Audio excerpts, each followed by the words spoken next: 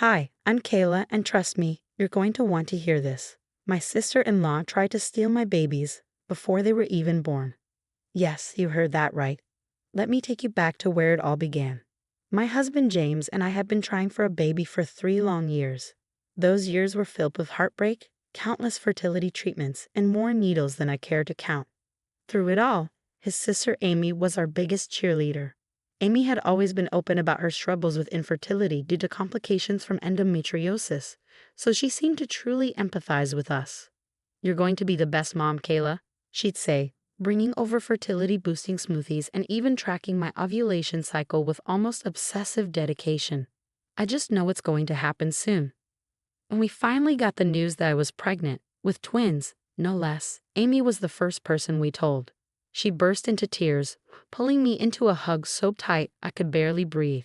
"This is perfect," she said, her voice trembling with emotion. "2 babies, one for each arm." Looking back, there was something off in her expression, but in that moment I was too overjoyed to notice. James and I were ecstatic. His parents, Linda and Robert, couldn't contain their excitement either. Linda began knitting tiny baby blankets while Robert started planning the nursery's renovation. They lived just a few blocks away, so family dinners quickly became baby prep central. Everything seemed perfect until my 4th month. That's when Amy started showing up to every single doctor's appointment. At first, I thought it was sweet. If I was just in the area, she'd say, somehow always arriving moments before my name was called. Besides, I want to learn everything about my little niece or nephew. But soon, her behavior shifted from supportive to unsettling. She began asking strange questions during the appointments. "Dr. Santos, hypothetically, how would a surrogate handle the birth certificate? Or, what documents would a biological mother need to prove the babies are hers?" Dr. Santos, my OB/GYN, remained professional, but I noticed her giving Emmy odd looks. James, meanwhile, was too busy with work. He's a software developer with tight deadlines to witness these red flags. Then, one day, Amy showed up with a thick folder of paperwork. "Just some information about my health history," she said nonchalantly. In case the babies inherit anything from our side of the family." That word, however, began slipping into her vocabulary more frequently, as though the twins were partially hers. She touched my growing belly without asking and even told strangers she was finally going to be a mother. I tried talking to James about her bizarre behavior, but he brushed it off. "She's just excited about being an aunt," he said. If only we'd known what was really happening. At my 6-month checkup, everything unraveled. The nurse kept giving me strange looks as she reviewed my chart, then called Dr. Santos over for a whispered conversation. "Mrs. Harrison," Dr. Santos said cautiously, "there seems to be some confusion in your records." "What do you mean?" I asked, my stomach nodding. She frowned at her computer screen.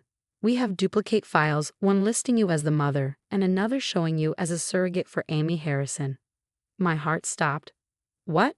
That's impossible. These are my babies. Amy is my sister-in-law, nothing more." Dr. Santos hesitated, then pulled up more documents. "There are signed surrogacy agreements here," she said.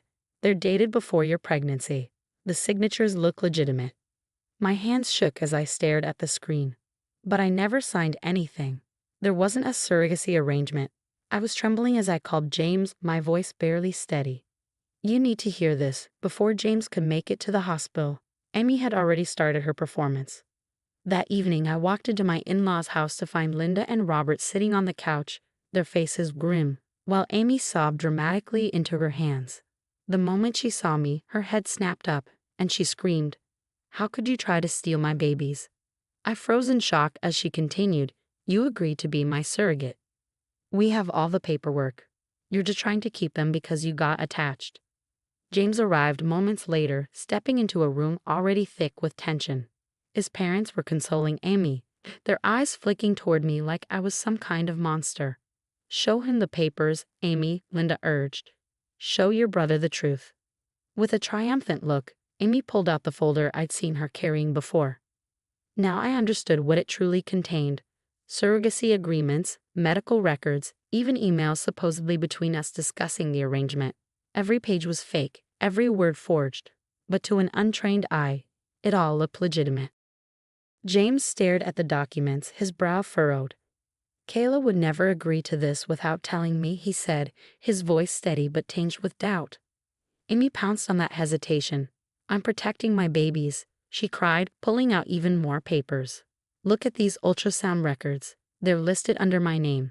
Ask anyone at the hospital. I have copies of everything. Robert, usually the quiet one, spoke up. There must be some reasonable explanation. Kayla, did you perhaps agree to this during your fertility struggles and change your mind? No, I shouted, my voice trembling with fury. She's lying. She forged everything. But Amy had done her homework. Every document appeared flawless, every signature an exact match. She'd even altered hospital records. I watched helplessly as my in-laws' expressions shifted from concern to suspicion. I think Kayla should stay somewhere else until we sort this out, Linda suggested quietly, avoiding my eyes. For everyone's safety. She's not going anywhere, James snapped, his voice sharp and unwavering.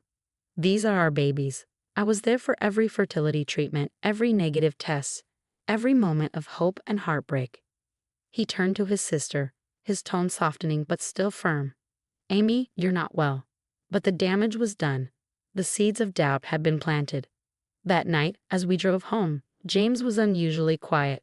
The moment we got through the door, he pulled out his laptop and started digging through old emails and documents.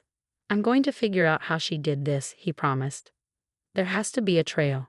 I placed my hands protectively over my belly, feeling the twins kick. They knew who their real mother was, even if the rest of the family was starting to question it. Around 3 a.m., James suddenly sat up straight, staring at his screen. The metadata is wrong, he whispered. Amy backdated everything, but she messed up the file properties. These documents were all created 2 weeks ago. It was the first crack in her perfect plan. James called in sick to work the next morning and continued his investigation. Amy had overlooked one crucial detail. James worked in cybersecurity. By midday, he turned to me with a triumphant look. I got into her cloud storage, he said. Look at this folder. Hospital templates. She downloaded official letterheads and forms. There's even a Photoshop tutorial on document forgery in her recent files. My hands clenched into fists. Can we prove it's her computer? Better, James said, a grim smile on his face. Her browsing history shows searches for how to hack hospital records and servicey agreement templates. She wasn't even trying to hide it. While James gathered digital evidence, I called Dr. Santos. She'd been reviewing security footage from the clinic. Mrs. Harrison, she said, her voice tense, we found something disturbing. There's video of your sister-in-law accessing the nurse's station computer when staff were busy. She had several flash drives with her. The truth was unraveling fast. One of the nurses even recognized Amy, not from my appointments, but from another hospital where she used to volunteer.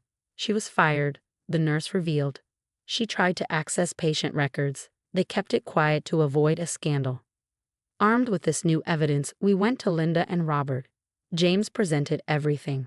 The security footage, the file metadata, the browsing history. But Amy was ready with a counterattack. She's trying to frame me, Amy shouted, pacing the living room. James works in cybersecurity. He could have faked all of this. Linda wrung her hands. I just don't understand why either of you would lie about this. Maybe we should look into Amy's past more carefully, Robert said quietly. The nurse's story about the other hospital. You're all against me, Amy screamed, her face twisting with rage. Fine. I have more proof, messages from the fertility clinic. She grabbed her laptop and started typing furiously, but in her panic, she clicked the wrong folder. Suddenly, the TV screen, connected to her laptop via an HDMI cable, lit up. Dozens of files appeared, labeled Kayla's medical records. Edit these. The room went silent.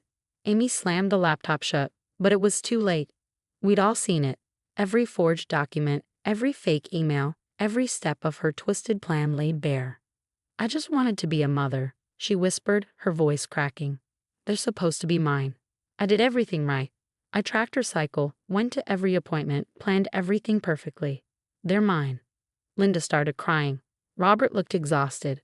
James put his arm around me protectively and spoke softly but firmly. Get help, Amy, before we have to get the police involved. Looking at Amy's face, that unsettling mixture of desperation and calculation, I knew this wasn't over. She still had one more card to play, and I had a sinking feeling it would be her most dangerous move yet. Her final act of desperation came 2 days later. Emmy attempted to access the hospital's records department using a fake employee ID, intending to replace my real medical files with her forged versions. Security caught her in the act, and the hospital immediately pressed charges. The subsequent investigation unraveled everything, not just the forged documents and hacked records, but a disturbing history of similar incidents. Amy had been fired from 3 different hospitals for attempting to access confidential patient files. There was even a restraining order from a former coworker whose ultrasound photos Amy had stolen, claiming they were her own. She needs a psychiatric evaluation, the detective told us. This pattern of behavior points to deeper, underlying issues. The court-mandated mental health assessment diagnosed Amy with severe attachment disorder and delusional behavior.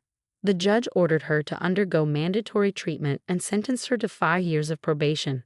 She was also permanently banned from working in or volunteering at any medical facility. James attended every court session, watching his sister's carefully constructed lies crumble under the weight of evidence. "I should have seen it," he kept saying, guilt written across his face. All those years, her strange behaviors, the red flags we ignored. Linda and Robert struggled with their own guilt. They had nearly helped Amy steal their own grandchildren. During a tearful family dinner, Linda admitted, "We failed both of our children. We ignored Amy's problems for so long, and then we doubted you, Kayla. I don't know how we can ever make it right." I looked at them holding our twins for the first time. "By being there for your grandchildren," I said softly. "By helping us make sure they grow up understanding what real family loyalty means." Emma and Ethan were born 2 weeks early but perfectly healthy. Their birth certificates, listing James and me as their parents, were verified and triple-checked by hospital administration. Amy wasn't allowed within 100 yards of the hospital during my delivery. From the moment they arrived, my in-laws threw themselves into grandparent duties as if making up for lost time. Robert meticulously baby-proofed our entire house, while Linda stocked our freezer with months of home-cooked meals. James, ever the protector, fortified all our medical and legal records with extra layers of security. "No one's ever going to question our family again," he promised one evening, watching Emma and Ethan sleep peacefully in their nursery. Through family friends, we heard that Amy had moved across the country after completing her initial treatment. She sent one letter to her parents, acknowledging she needed help and was committed to continuing therapy. James refused to read it, but I did. "I lost myself in a fantasy," she wrote, "and I nearly destroyed the people I loved the most." Today, the twins are celebrating their first birthday. Our house is filled with family, friends, and the sounds of laughter. Linda and Robert are holding Emma and Ethan's hands, guiding them as they take their first toddling steps. Across the room, James catches my eye and smiles. That same warm smile that made me fall in love with him years ago. We made it through the storm. Stronger. Our family isn't perfect, but it's real. Every smile, every tear, every sleepless night. It's all authentically ours. And no one can forge the kind of love that binds us together. What would you do if a family member tried to steal your children using forged documents? Would you press charges like we did, or handle it privately through mental health intervention? Let us know in the comments. If you or someone you know is dealing with toxic family dynamics, share this story. Sometimes it helps to know you're not alone in facing impossible situations with the people who should love you most.